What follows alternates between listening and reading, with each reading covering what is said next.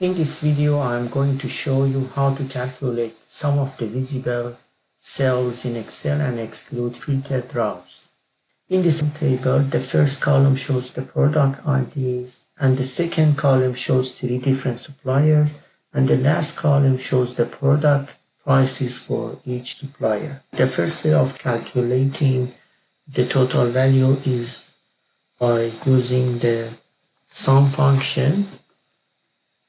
If I double click on that and then select the range, we can see the sum of the values is calculated. But the problem with this method is that if I filter one of the items from suppliers, if I, for example, remove supplier 2, we can see that this number won't change, and the sum function is not able to ignore the filtered rows.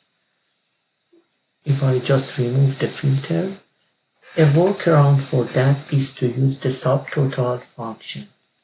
If I just type sub, you can see that the Excel will suggest this function to me, and after double left clicking on that, we can see we have a list of options to choose, and now we have 2 options to go with. First number 9 and the second number 109. First I start with number 9 and then enter comma and then select the range and press enter. Now we can see the calculated value is the same as above, but if I filter the column, for example, if I ignore supplier 2, we can see the second total number will change around with the filtration. However, if I hide the rows manually, for example, if I hide rows 7 to 10, we can see it doesn't recognize the hidden cells and the number won't change. By using 109 option, we can have a solution for this issue as well. So if I just unhide rows, in the last cell I just type sub and then select subtotal, and this time I select 109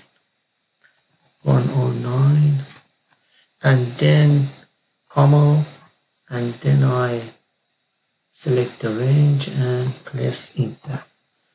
Now we can see the number is the same, but if I hide the rows,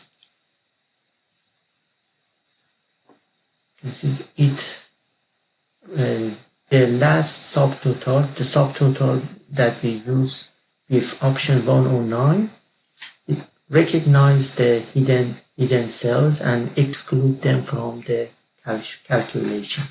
If I just unhide the rows and do the filtration, we can see that it ignores the filter rows as well. So in conclusion, option 109 is the more useful option when using the subtotal function because it can recognize hidden cells and filter cells in the same time. Please let me know if you have any questions in the comment, and don't forget to subscribe if you are looking for more Excel tips and tricks.